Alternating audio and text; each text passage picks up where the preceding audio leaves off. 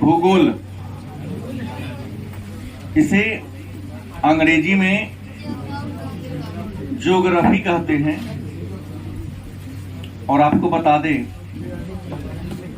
हर विषय का एक डिजिट में कोड होता है और एक अल्फाबेटिकल कोड होता है। तो डिजिट में कोड की बात नहीं कर रहा हूं, अल्फाबेटिकल कोड इसका होगा जीईओ। जीओ मतलब होता है ज्योग्राफी, मतलब भूगोल। ये जो 12वीं कक्षा का भूगोल है, अगर आप एनसीईआरटी की पुस्तक खरीदे हैं तो एनसीईआरटी पुस्तक में भूगोल के 2 खंड हैं। कितने पुस्तक दिया होगा आप लोगों को? 2 पुस्तक दिया होगा। तो इसमें से पहला जो पुस्तक है खंड अ, उसमें हम लोग चर्चा करेंगे। पहले ये एंड होगा, फिर सेकंड वाले पर हम लोग क्या करेंगे, क्रमिक रूप से चर्चा करेंगे। तो भूगोल का जो पहला चैप्टर है उसका नाम है जनसंख्या, वितरण, वृद्धि और संघटन। पाठ 1 का नाम क्या है? जनसंख्या, वितरण,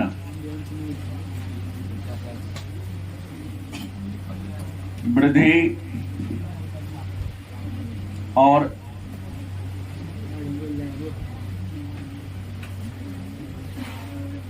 संघटन।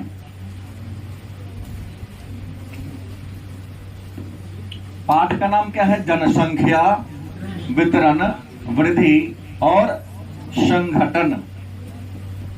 तो सबसे पहले हम लोग जानेंगे कि जनसंख्या क्या है।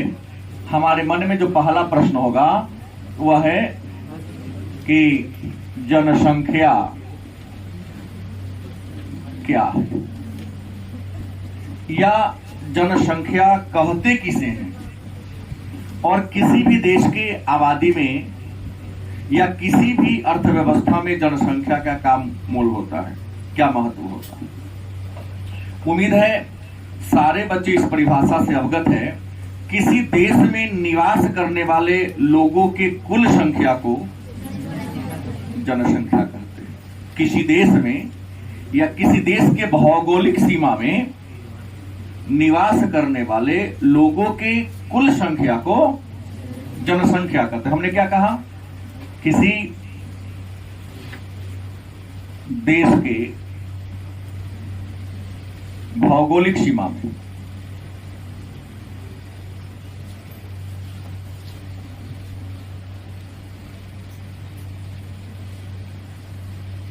रहने वाले लोग,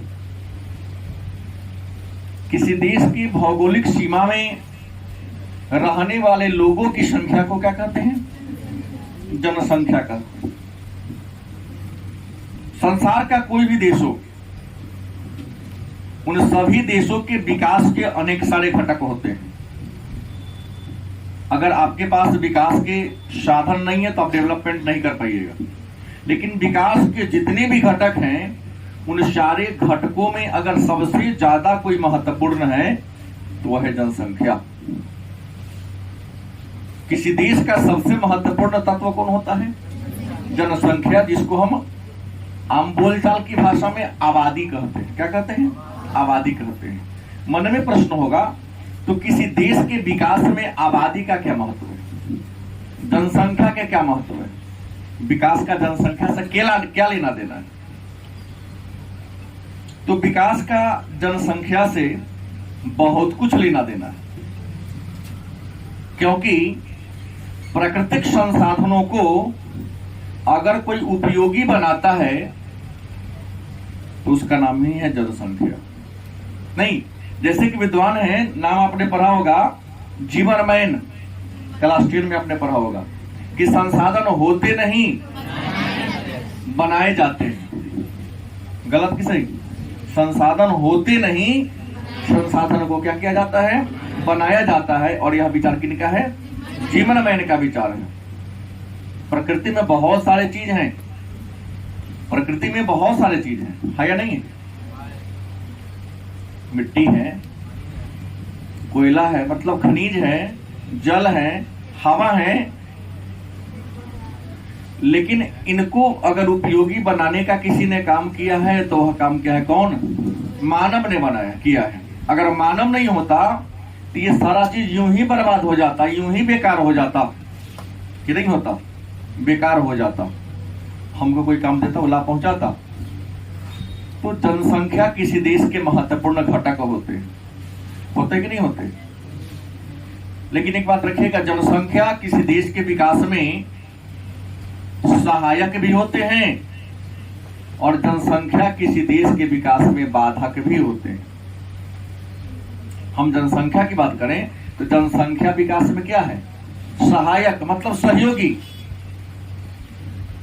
और बाधक भी है। मतलब उन्होंने कहा कि जनसंख्या क्या है? सहायक व बाधक दोनों है।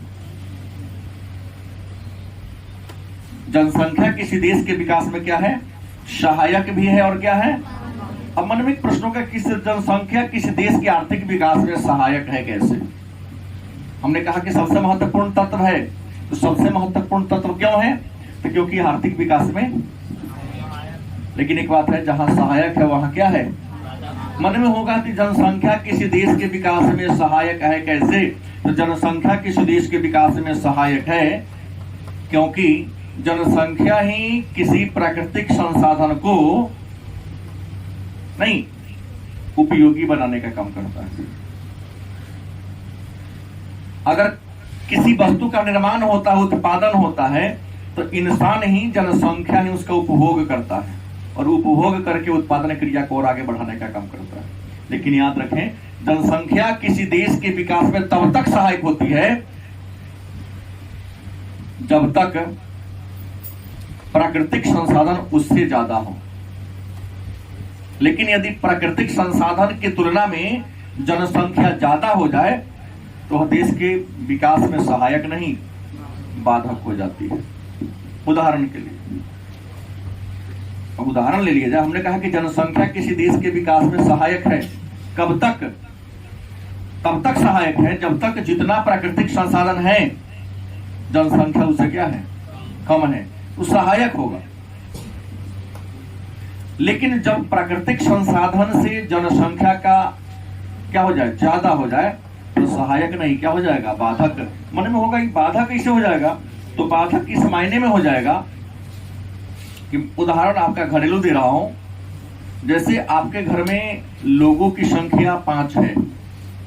कितने हैं? 5 लोग हैं। और 5 लोग के लिए आपके घर में रात्रि में भोजन करने के लिए 25 रोटियां हैं। प्रति व्यक्ति 5 रोटी का सेवन करते हैं, 5 रोटी खाते हैं। तो कितनी रोटी बने हैं? 25 रोटियां बनी हैं। अब मान लो आपके घर में 3 और आदमी आ जाते हैं। कितना आदमी? 3 आदमी और आ जाते हैं और 25 रोटी के अलावा आपके घर में कोई 26वां रोटी, तो उस 25 रोटी में ही अब कितने व्यक्ति खाएंगे? 8 व्यक्ति खाएंगे। कितना खाएंगे? इसके मतलब पहले वाले लोग 5 लोग के लिए तो परिपूर्ण था, सबको संतुष्टि मिलती। लेकिन 3 को और बढ़ गया तो उसके हिस्सा में से क्या हो जाएगा? बंटवारा हो जाएगा। क्या हो जाएगा? बंटवारा हो जाएगा। तो क्या 8 संतुष्ट हो पाएगा? कोई संतुष्ट नहीं हो पाएगा, क्योंकि सबके हिस्से में से थोड़ा थोड़ा कटौती होगा। तो अगर मान लो जितना संसाधन है उसके अनुकूल आबादी है, तो विकास में क्या होगा?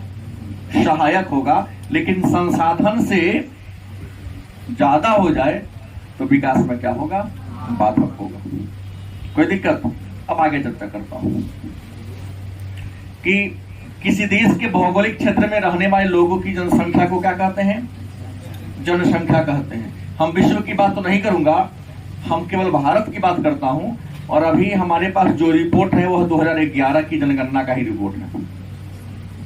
जनगणना क्या होता है मैंने हिस्ट्री में आपको पढ़ाया है, और हमसे पहले भी लोगों ने आपको पढ़ा दिया है कि किसी निश्चित जनगणना क्या है कि तो लोगों की गिनती करना, क्या करना, लोगों को गणना या लोगों की गिनती करना जनगणना कहलाता है। गूगल में पढ़ाया हूं ना, पाठ संख्या 12 में, सॉरी इतिहास में पाठ संख्या 12 में पढ़ाया हूं। भारत में पहली बार जनगणना 1872 ईस्वी में लॉर्ड मेयो के काल में हुई थी, लेकिन यह अपूर्ण थी। और भारत में नियमित जनगणना की शुरुआत 1881 ईस्वी में लॉर्ड रिपन के काल में हुई थी। हमने कहा कि मैं हिस्ट्री और पॉलिटिकल साइंस मिला करके हर विषय का कुछ न कुछ बात मैं चर्चा करती हूं। जैसे यहां जनगणना के बारे में कुछ भी नहीं लिखा गया है, क्योंकि इससे पहले आपने पढ़ा है। अलग बात है कि कुछ लोग ये सोचते हैं कि मेरा नहीं है तो मैं क्यों पढ़ूं। बहुत सारे बच्चों के मन में बात है कि मेरा तो हिस्ट्री है ही नहीं तो पढ़ने से क्या फायदा, अरे मेरा पॉलिटिकल साइंस नहीं तो मैं क्यों पढ़ने जाऊं। तो उनको क्षति होता है बाद में, क्योंकि सभी विषय एक दूसरे से जुड़े हुए होते हैं। तो प्रश्न है कि नियमित जनगणना या वैज्ञानिक तरीके से जनगणना 1881 ईस्वी में लॉर्ड रिपन के काल में हुई थी। जनगणना हर 10 वर्ष पर होता है। जनगणना कितने वर्ष पर होता है? 10 वर्ष पर होता है। 2011 में इससे पहले जनगणना हुई थी और 2011 की जनगणना के अनुसार भारत की आबादी 121 करोड़ है। कौन सा रिपोर्ट है? 2011 की जनगणना के अनुसार भारत की आबादी कितनी है? 121 करोड़ है। लेकिन ये कोरोना का जो महासंकट आया 2019 में, कोरोना आ गया, इस कारण आवागमन में आने जाने में थोड़ी सी परेशानी हुई, तो जनगणना 21 का रिपोर्ट आ गया रहा था। लेकिन महामारी की वजह से जनगणना जितनी तेज गति से होनी चाहिए उतना तेज गति से नहीं हुआ। शायद एक उम्मीद है 2023 में 21 के जनगणना का रिपोर्ट आएगा। कब आएगा? जनगणना चल रहा है, कई जगह पूर्ण भी हो गया, लेकिन इसका रिपोर्ट 2023 में आएगा कि आबादी पूरी कितनी, महिला कितना है, पुरुष कितना है, वयस्क कितने हैं, बूढ़े कितने हैं, कौन लोग किस क्षेत्र में किस सेक्टर में काम करते हैं, इन सब का आंकड़ा 2023 में आ जाएगा। तो मैं 2011 का लूंगा। 2011 की जनगणना के अनुसार भारत की आबादी कितनी है? 121 करोड़।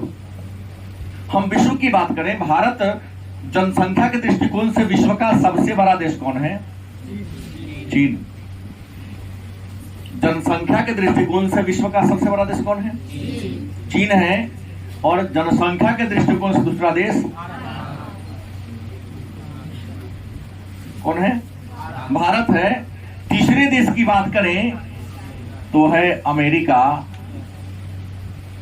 और चौथे देश की बात करें इंडोनेशिया। तो विश्व के 4 बड़े देश जनसंख्या के दृष्टिकोण से, विश्व के 4 बड़े बड़े देश की बात करें तो जनसंख्या के दृष्टिकोण से सबसे बड़ा देश, दूसरा, तीसरा, चौथा इंडोनेशिया। तो ये जनसंख्या के दृष्टिकोण से 4 बड़े देश हैं, लेकिन सबसे बड़ा कौन है? चाइना। और सबसे कम आबादी वाला देश वेटिकन सिटी है। कौन है? वेटिकन सिटी, जो क्षेत्रफल में भी विश्व का सबसे छोटा और आबादी में भी सबसे छोटा देश। बात करते हैं महादेश कितने हैं? 7 हैं। महादेश कितने हैं? 7 महादेश हैं। और आप सबको पता है कि हमारा भारत एशिया महादेश में है। हमारा भारत किस महादेश में है? हमारा भारत एशिया महादेश में है। और आपको बता दें, एशिया महादेश में हमारा इंडिया है और चीन भी एशिया महादेश में है। तो कहता है उत्तरी अमेरिका प्लस दक्षिणी अमेरिका प्लस ऑस्ट्रेलिया। इन 3 देशों की आबादी जितनी है उससे 3 महादेशों की आबादी जितनी है उससे ज्यादा आबादी हमारी किसकी है? Equal to Bharat. बराबर नहीं है, ज्यादा है। 3 महादेश की जितनी आबादी नहीं है उससे ज्यादा आबादी, 3 महादेश की आबादी से ज्यादा हमारे देश भारत की आबादी है। विद्वानों का आंकड़ा है कि भारत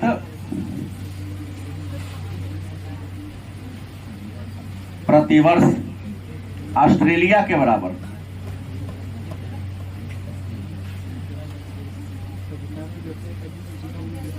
बच्चा पैदा कर देता है।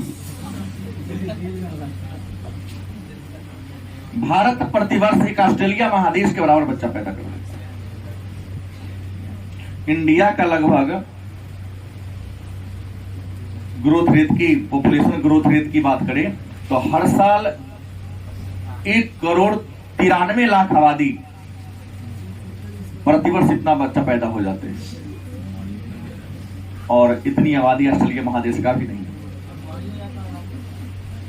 विश्व के तो कई ऐसे देश हैं जितनी आबादी उस देश में है उससे ज्यादा लोग 24 घंटा हमारे यहां ट्रेन पर सफर करते रहते हैं। ऐसी आंकड़ा है। हाँ, जितनी उस देश की आबादी नहीं है उतना हमारे यहां 24 घंटा रेल में सफर करते रहते हैं। हम गरीब नहीं हैं, हमारी अर्थव्यवस्था गरीब नहीं है। हमने पहले ही कहा कि जनसंख्या सहायक और बाधक, हमारे यहां जितना प्राकृतिक संसाधन है उससे ज्यादा यहां पर आबादी है, इसलिए हमारे साथ समस्याएं क्रिएट हो रही हैं। छोटा उदाहरण आप देख सकते हो, आपके गांव में जहां से आप आते हो वहां भी देख लो कि घर में काम करने वाला एक हो लेकिन एक्सपेंड करने वाला 5-6 हो तो वो धनी नहीं होगा, एवरेज होगा। वो कई बार एवरेज से भी डाउन होगा। लेकिन सभी खाने वाले हो, 20 हैं 20 खाने वाले हो, लेकिन 20 कमाने वाले हो, तो निश्चित तौर पे उसकी स्थिति बहुत अच्छा होगी। अगर बच्चा 1 या 2 है तो उनके पालन पोषण का स्तर नहीं ज्यादा उच्च होता है, उस बच्चा के सोचने समझने तर्क करने की क्षमता भी ज्यादा होती है। लेकिन एक पिता के 5 संतान हैं तो 5 का IQ गारंटी है कि डाउन होगा। आप मूल्यांकन करके देख सकते हो, एक डॉक्टर, एक इंजीनियर की बेटा जिसका उम्र 10 साल है, मूल्यांकन करके देख लो, और एक आम आदमी जो खेती बाड़ी मजदूरी करता है उनके बेटा का उम्र 10 साल है। दोनों को तर्क करने, सोचने समझने में बहुत ज्यादा डिफरेंस आ जाता है, क्योंकि हमारा IQ, मस्तिष्क का लेवल, यह भी हमारे पोषण पर निर्भर करता है। अगर आपका पोषण बढ़िया मिला है, खान पान आपका बढ़िया है, पौष्टिक आहार आप लेते हैं, तो आपके सोचने समझने तर्क करने की भी क्षमता अलग होगी। नहीं, लेकिन अगर आप नहीं ले पाते हो, नहीं हो पाएगा। यहां तो देख कर कहता है कि हम पिछड़ कैसे गए। अरे तुम 8 साल के हुए नहीं, खैनी खाना, गुटखा खाना, शराब पीना शुरू कर देते हो। रसगुल्ला उससे पसंद नहीं होगा, लेकिन गुटखा खूब मजे से खाएगा, धूम्रपान करेगा और कहेगा मैं तो मंद बुद्धि का हो गया। तो मंद बुद्धि के तुम खुद जिम्मेवार हो ना। खाने के लिए विविध प्रकार के, नाना प्रकार की वस्तुएं बनी हैं, नहीं वो खाओगे नहीं, वो पियोगे नहीं, जो इंसान के लिए नहीं बना है, आप सेवन उसका करोगे तो कहीं ना कहीं आपके मस्तिष्क पर, कहीं ना कहीं आपके स्वास्थ्य पर बैड इफेक्ट डालेगा। मुद्दे पर आते हैं तो ये हो गया। मतलब भारत में हमने एक बात सिखाया कि प्रतिवर्ष ऑस्ट्रेलिया महादेश के बराबर जनसंख्या पैदा कर देता है।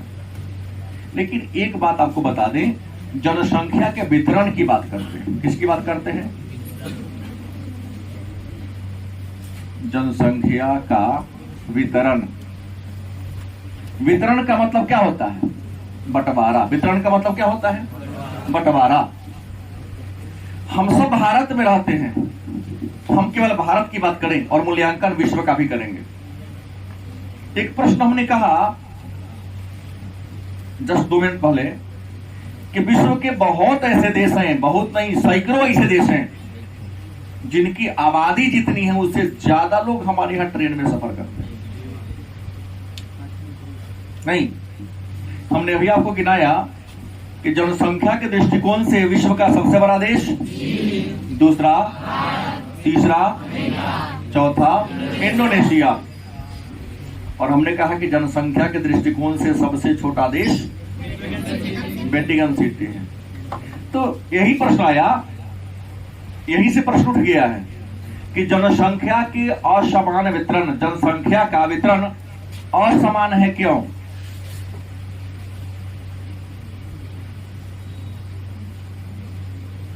जनसंख्या का वितरण असमान है क्यों?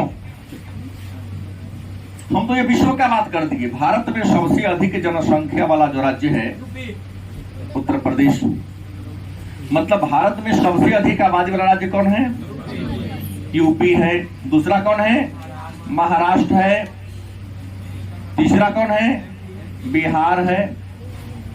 बिहार का नंबर कैमा में आएगा? तीसरा आएगा। चौथा आएगा, चौथा पश्चिम बंगाल आएगा, वेस्ट बंगाल। जनसंख्या के दृष्टिकोण से सबसे बड़ा राज्य अब विश्व का, भारत का नंबर कैमा है? America, Indonesia. लेकिन हम इंडिया की बात करें, भारत की बात करें, भारत के राज्यों की बात करें, और आपको पता है ना कि, खड़ा हो जाओ, भारत में कितने राज्य हैं? 29 राज्य। कौन पढ़ाया? 29 को बोला आपने? कौन हटा? एक हटा है तो कौन हटा? कौन कौन बताएगा? एक हट गया ये पता है, लेकिन कौन हटा ये नहीं पता। आज नहीं हटा, 5 अगस्त 2019 को हटा। क्या नाम है?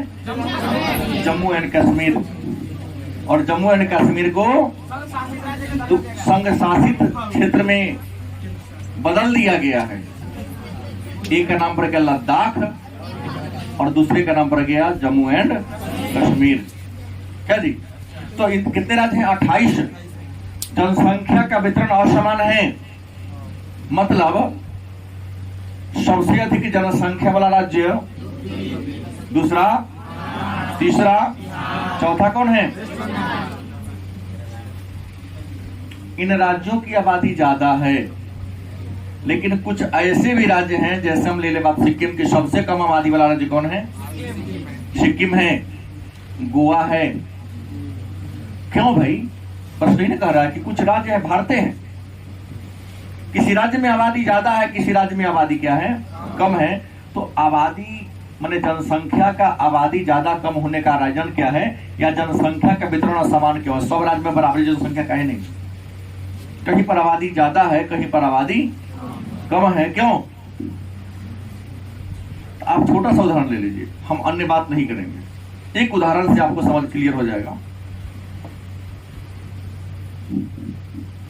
हर बच्चा के गांव में शिक्षण संस्थान है कि नहीं है? अच्छा, आप सीतामढ़ी से हैं, सीतामढ़ी में कम से कम 1000 से ज्यादा प्राइवेट स्कूल होगा, ऊपरी होगा, लेकिन सबसे ज्यादा बच्चा डीएवी, डीपीएस, फैलेंस, विद्या मंदिर इसमें है। क्यों? अन्य में क्यों नहीं? सब में बराबर का है नहीं? क्योंकि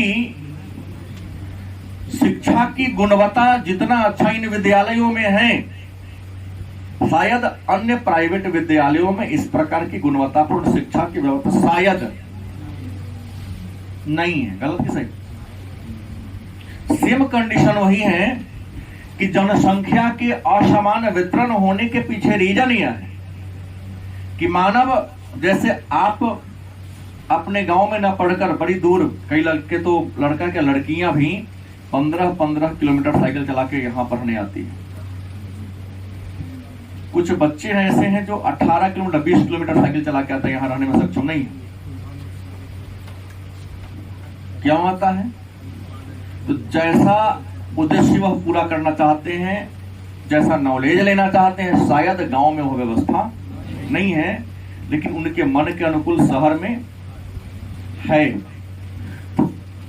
आप क्यों इसलिए ना भाग गया है, तो इंसान वहीं ज्यादा रहेगा जहां इंसान के रहने के लिए अनुकूल जलवायु हो, मिट्टी हो, मौसम हो और तापमान हो। मतलब जनसंख्या की असमान वितरण में अगर कोई कारक का योगदान है तो पहला आएगा जलवायु, क्या आएगा, दूसरा क्या आएगा मिट्टी, तीसरा क्या आएगा तापमान, चौथा क्या आएगा वर्षा, पांचवा क्या आएगा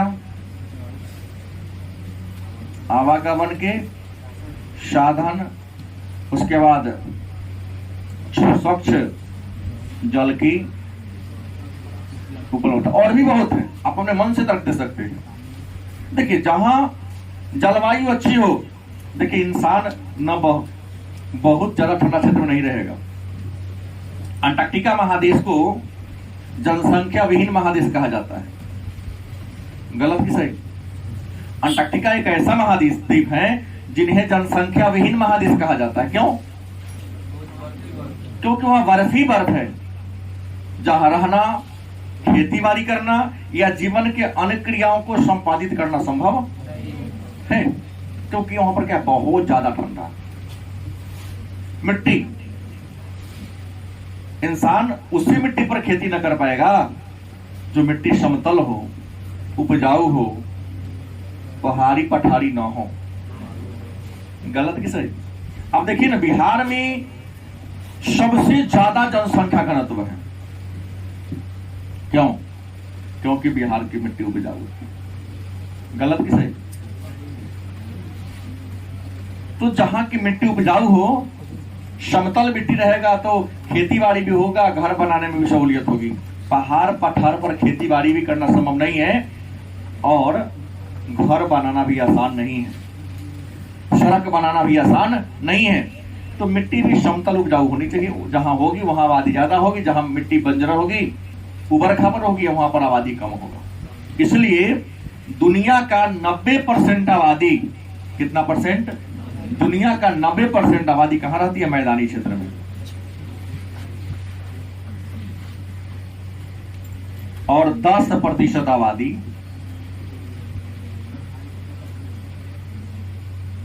पहाड़ों पठार पर रहती है। मैंने दुनिया की अधिकांश आबादी, कितना बार पूछा गया प्रश्न है, कहां रहती है? मैदानी क्षेत्र में। क्योंकि इसकी जलवायु अच्छी है, मिट्टी उपजाऊ है, तापमान ठीक ठाक है, वर्षा एक नॉर्मल मात्रा में रहती है। देखिए अभी उत्तराखंड में क्या पोजीशन है, जो पहाड़ी राज्य, बार बार बादल ही फट जाता है, महाप्रलय आता है, और महाप्रलय आता है तो लोग, बादल फटेगा तो कब सेफ है कब सेफ नहीं कहा जाना संभव नहीं। कैसे? आवागमन के साधन, इंसान वहीं ज्यादा रहना पसंद करेगा जहां आने जाने में खूब सहूलियत हो। आवागमन की सहूलियत नहीं होगी वहां लोग रहना पसंद नहीं करेगा। जैसे उदाहरण मैं ले रहा हूं कि आप अपने गांव, अपने गांव का उदाहरण लें कि किसी का जमीन सड़क के किनारे है, एकदम सड़क से लगा हुआ, उस जमीन का वैल्यू, रुपया वाला वैल्यू, और कोई जमीन दूर है जहां जाने के लिए सड़क, तो किसका कीमत ज्यादा है? आड़ी उदाहरण नहीं चलेगा, कुतरक वाला बात ना चलेगा। क्या जी? हाँ, मेरा कहना है कि जिस जमीन के बगल में, जिस खेत के बगल में सड़क हो, उसका कीमत क्या होता है, और जिस खेत के बगल में सड़क ना हो उसकी कीमत क्या होती है? गलत सही? मतलब आवागमन के साधन भी जनसंख्या को प्रभावित कर रहा है। दूसरी, सड़कों की चौड़ाई भी, शहरीकरण का विस्तार होते जा रहा है। नहीं, एक ने प्रश्न किया, क्या शहरीकरण बड़ी तेज गति से बढ़ रहा है? जब हम आजाद हुए तो देश के 17% लोग शहर में रहते थे, और आज लगभग 31.16% शहर में लोग रह रहा है, लगभग दुगुना होने के कगार पर है। क्यों? तो क्योंकि गांव में सभी प्रकार की सुविधाएं उपलब्ध नहीं है, लेकिन शहर में सभी प्रकार की सुविधाएं उपलब्ध है। फिर एक ने प्रश्न किया, 2-4 दिन पहले की कहानी है, अरे शहर में तो बहुत बिजली कटता है लेकिन गांव में नहीं कटता है। शहर की तुलना में गांव में बिजली ज्यादा है। सरकार की पॉलिसी है, शहरीकरण का विस्तार होने से बहुत प्रकार की समस्याएं उत्पन्न होने वाली है आने वाले दिनों में। तो शहर वाली सारी सुविधा यदि गांव में उपलब्ध करा दिया जाए तो लोग क्यों गांव छोड़कर शहर में आएगा? तो वहीं सारा फैसिलिटी दो ताकि जनसंख्या का पलायन गांव से शहर की ओर न हो। लेकिन सुदूर देहात पे जाके सरकार पॉलिटेक्निक कॉलेज, इंजीनियरिंग कॉलेज खोल दे रही, खुला है ना, ताकि बच्चे बड़े बड़े शहर में जाके भटके नहीं, वहां रहेगा तो वहां भी डेवलप करेगा, सब चीजें वहां भी खुलेगा। खैर मुद्दे पर आइए, आवागमन के साथ स्वच्छ जल की उपलब्धता। पानी तो सब है लेकिन जल ही जीवन है, बूंद बूंद बचाए। सुदामा जैसे महापुरुष, इनका कहना है कि सर धरती के 71% भाग पर जल है तो क्यों बूंद बूंद बचाए? अब इसको उठा के ले जाओ समुद्र में रख देना, पानी पीता रहेगा। क्या समुद्र के पानी पीने के लायक है? नहीं। हमने कहा जल है तो यहाँ तो बगल में लक्ष्मणा नदी है, उसकी भी पानी है। क्या लक्ष्मणा के पानी का कोई सेवन कर सकता है? नहीं, वो हमारे पीने के लायक। देखिएगा, जहां स्वच्छ जल की उपलब्धता है वहां भी आबादी ज्यादा रहे। तो जनसंख्या के असमान वितरण के पीछे रीजन क्या है? क्योंकि सभी क्षेत्र की जलवायु, मिट्टी, तापमान, वर्षा, आवागमन के साधन और स्वच्छ जल की उपलब्धता समान नहीं है। जहां सब ठीक ठाक है वहां आबादी ज्यादा है, जहां कम है वहां कम है। दूसरी बात, हम एक बात करते हैं जनसंख्या वृद्धि पर। किस पर बात करते हैं? जनसंख्या वृद्धि पर बात करें।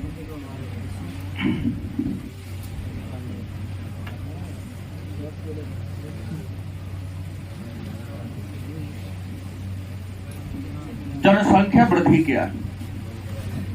तो साधारण बोलचाल की भाषा में जनसंख्या का बढ़ना क्या होता है? जनसंख्या का बढ़ना क्या कहलाता है? जनसंख्या वृद्धि कहलाता है। आप देखिए, छोटी सी बात, भारत में पहली बार जनगणना कब हुई?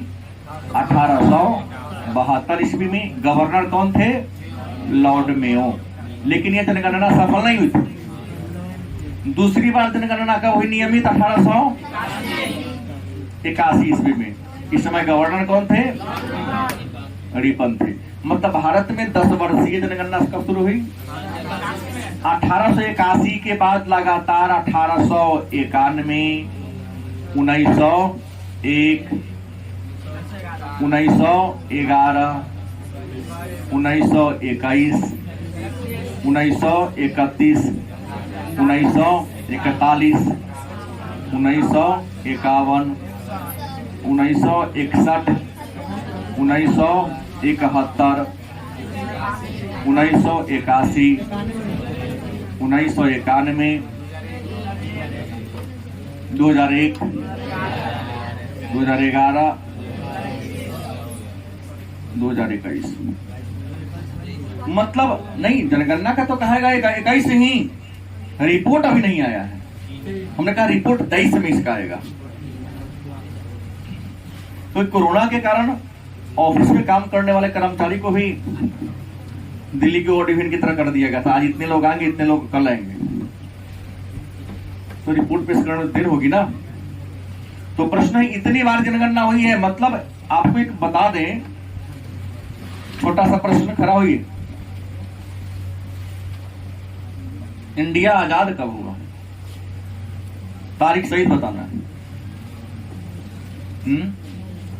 नहीं जानते, और आप भी बड़ा प्रश्न व्हाट्सएप पर मैसेज करके पूछते हैं, लेकिन आपको ये नहीं पता है। हम देखते रहता हूं, सोचता हूं कि जवाब बना दे, जब कंटिन्यू पढ़ने आएगा तब इसका जवाब दिया जाएगा। प्रश्न आपका ऐसा होता है जो आपके लेवल से ऊपर का रहता है। तो इंडिया आजाद कब हुआ? 12वीं में आपको पता नहीं, सिट डाउन। हाथ सारे लोग उठाएंगे डेट सहित। नहीं, हल्ला नहीं करना है। इसमें 3-4 और भी हमारे बच्चे हैं, जिसमें अमित कुमार है। हाथ क्यों नहीं उठा? लाज लगता है आपको? विद्यार्थी आप नहीं हैं? ऐसे सीधा बैठो। पल्लवी आपको याद नहीं है? हाथ उठाओ। रोटी खाने के लिए, रसगुल्ला खाने के लिए हाथ नहीं भगवान दिए हैं, केवल नॉलेज हो तो हाथ इसके लिए भी उठाना है। देखो लड़की में इसको ही पता नहीं है, तुमको नहीं पता है कि तो फिर हमारे महापुरुष जी का फोटो लगा हुआ दोबारा आप हत्या कर लेंगे। ये हम बेकारी सबके लिए आजादी की लड़ाई में लड़े मर गए। खड़ा होइए। हाँ, डेट सहित बताना है, तारीख सहित इंडिया कब आजाद हुआ। 45 को, हाँ 1947 को, 15 अगस्त 1947 को। Sit down. देखिए, तो भारत में 10 वर्षीय जनगणना कब शुरू हुई? सॉरी, 1981 में, 1881 में, सॉरी 1881 में 10 वर्षीय जनगणना लॉर्ड रिपन के काल में। तब से लेकर हर 10 वर्ष पर जनगणना हो रही है ना। देखिए 81, 91, 1901, 1911, 1921, 1931, 1941 नहीं, 41 के बाद कब हुआ? 51 में हुआ। इसका मतलब 41 और 51 के बीच में ही इंडिया आजाद हो गया। 1947, एक तो 41 के बाद आता है, 1951 से पहले आता है। तो आपको बता दें, आजादी से पहले भारत में नियमित जनगणना कितना हो रही है? देख लो ना, गिन लो। 1, 2, 3, 4, 5, 6। आजादी के पहले कितनी बार हुई है जनगणना? कई बार हुई है? तो एक प्रश्न आता है, तू खड़ी हो। स्वतंत्र भारत में पहली बार नियमित जनगणना कब हुई? स्वतंत्र भारत में पहली बार नियमित जनगणना कब हुई? कौन कौन बताएगा? आधे लोग का हाथ ऐसे ही गया हैंडीक्राफ्ट की तरफ, क्योंकि सब लिखा गया है। बोल दिया होता प्रश्न, क्यों हाथ गिरा लीजिए। हमको भी शर्म आती है पूछने में, आपको लगे या न लगे। आजाद कब हुआ देश? 47 को। तो 47 के बाद जनगणना कब हुआ होगा? बैठ जाइए, यही तो मैं पूछा हूं। मैं करिए तो कि गुलाम भारत में सब जनगणना है। तो यहाँ आजादी के बाद 1, 2, 3, 4, 5, 6, 7, 8 बार हुआ। 9 कहां से ले आया तू?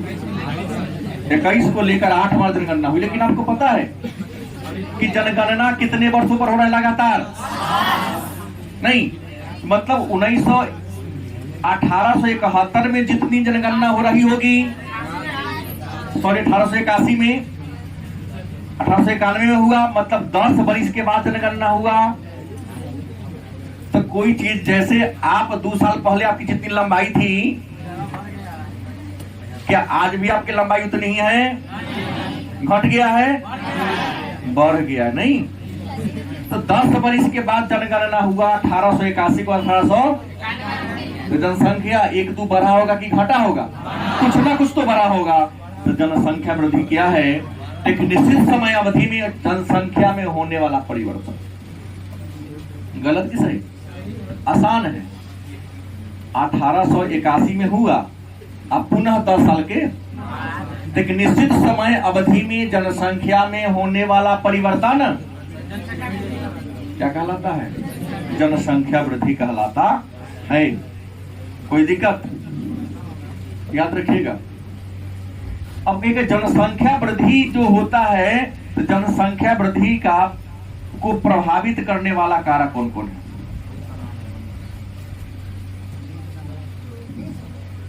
कई कारक हैं जो जनसंख्या वृद्धि को प्रभावित करता है। लेकिन एक बात जानिए, अभी तक कुल मिलाकर के 7 बार ये हुआ, और यहां से यहां तक 8 बार, 15 बार हुआ। ये 15 बार में 2 बार ऐसा कंडीशन आया है जब जनसंख्या बढ़ने के बजाय जनसंख्या घटिए गया। इंडिया में जनसंख्या बढ़ने के बजाय जनसंख्या क्या हो गया? अब कहोगे सर 10 साल में जनसंख्या बढ़ा नहीं, उल्टा घटी है क्या, रीजन क्या है? जानते सब हो, कह नहीं सकते हो तुम लोग, क्योंकि 3 इडियट फिल्म लिखा गया था, यानी यूज्ड ब्रेन है, मार्केट में बेसी दाम में बिकाएगा, यूज ही नहीं करता, सोचता कि फ्री फायर खेलने में लगाएंगे तो बहुत मिलेगा। हमारे ऐसे ऐसे महापुरुष बच्चे हैं, एक बच्चा पकड़ा है 9 घंटा 15 मिनट खेला था, कहा कि नहीं खेलता हूं 24 घंटा में। और आपके मित्र हैं, उसको आप जानते हैं, हम ये बात रमन का बता रहा हूं। हाँ हाँ आता भी अभी नहीं आ रहा है। हाँ फोन जिसका उपयोग करता है, नया मोबाइल खरीदा पढ़ने के लिए नहीं, फ्री फायर के लिए। एक दिन में अगर 9 घंटा 15 मिनट हो रहा है, इसका क्या मतलब हुआ? अब उसके पिता से हमको मुलाकात करने की जरूरत है। तो प्रश्न है, हमने डिलीट हालांकि कर दिया उसका, इतना बार हुआ। लेकिन एक बात बताइएगा कि जनसंख्या बढ़ने के बजाय घट गया, इसके पीछे कब घटा था? तो पहला बार 1921 में, आज दूसरा बार 1900,